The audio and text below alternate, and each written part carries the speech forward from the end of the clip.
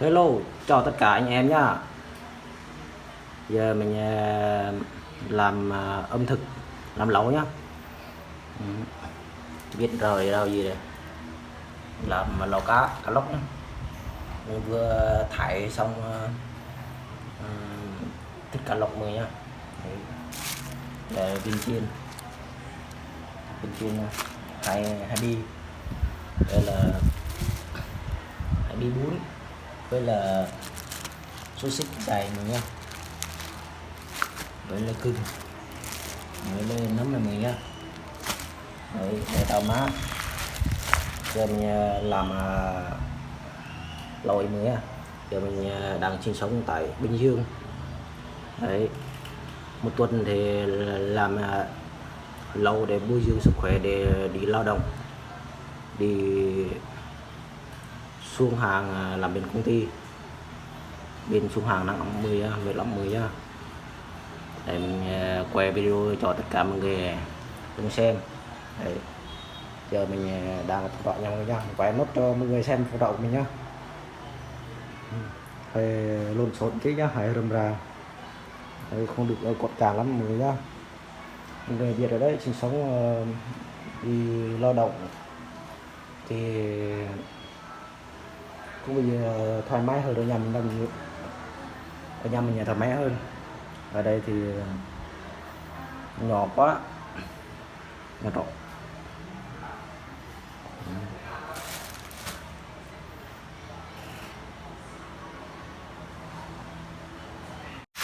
Tiếp theo mình kho lên cá lóc mình nhá, kho lên để cánh mình nhá, làm lẩu nhá, và sau này mới ăn nó ngon được.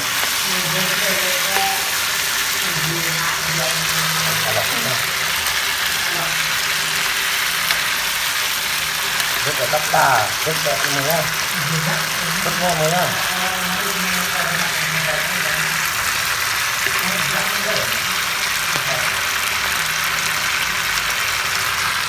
Thái bên này nè. Đâu đây rõ ta sắp bố như đây gầu gọi này là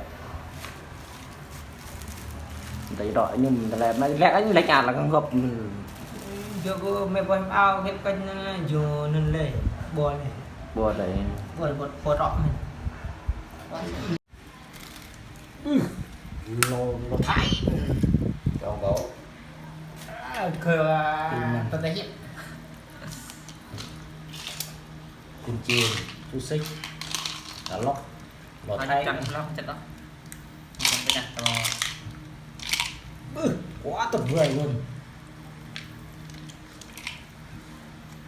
Thế này người ta đi Bình Dương người thực kịp ba anh em qua làm Bình Dương xả láng luôn.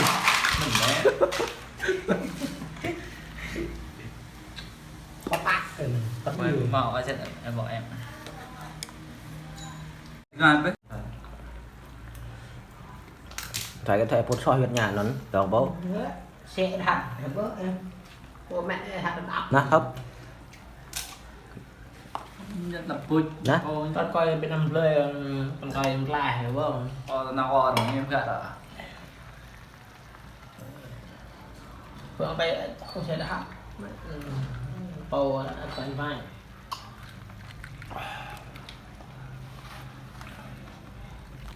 mình đi trong ngoài tung mà mè đời thôi bố mẹ không là một mẹ được biết hẳn nó bì mai đời nó lên là hiện ta biết mai ta mai ta kết này ta lệ ta mạnh đấy ta chạy dịch mày đang lấy hạt tảo có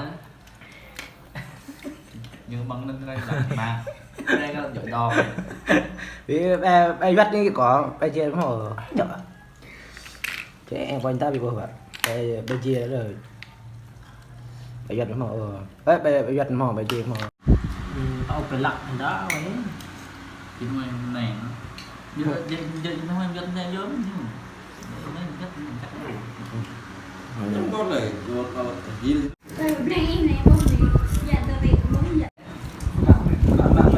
đã nói này thôi vậy ghét mà Z đó đây là Z thật á. đi rồi đi giả Rô mình nè, rô mình đâu bà. bà con này nói chung là mấy năm à nhưng đây tết đã bây giờ đeo nghe Đeo cái ăn áo lẩu của mà. super đi đồ Chèo không theo ra được á. bữa đó cũng tính vô đeo làm đấy Không, nè. ô em Không được. không nhiều quá rồi Đi mang không nhiều quá người ta có Vô biết đây. Vô vô nhé. không này như bây giờ tính vô rồi đó cũng tính vô đeo làm Đeo đeo ra ôi hồ công cái nào cũng Nó Ăn tiền mình Thua thua, nó nhất mình thua thì dạ. do ăn ra ta lừa Mình làm có tay tắm á. máu khi nó còn cho tay mình